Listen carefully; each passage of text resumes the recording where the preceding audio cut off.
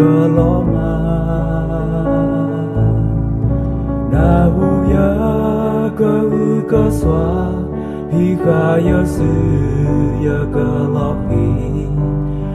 Yesu Satabu Seyasui Satabu Yesu Seyasunya Jusataya Ya Lobwi Ya Visa Ya Loba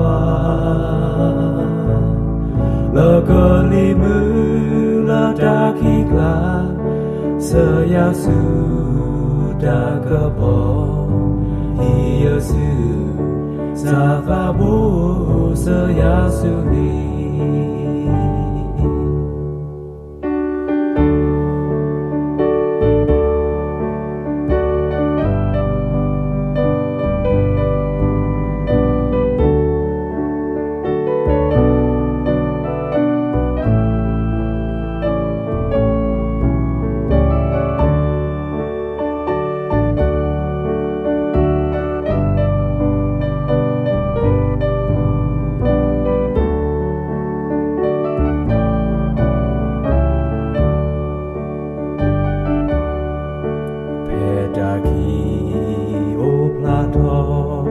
Domuna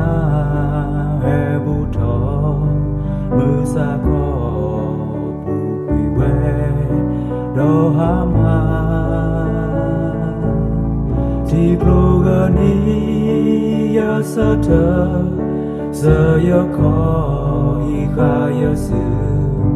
Yesu Satabu Sayasui Satabu Yesu Seyasunya Jusataya Ya Lobwi Ya Visa Ya Lobwa Legalimu Ladakikla Seyasu Dagabo Yesu Satabu Seyasuni Yesu Satabu Seyasuni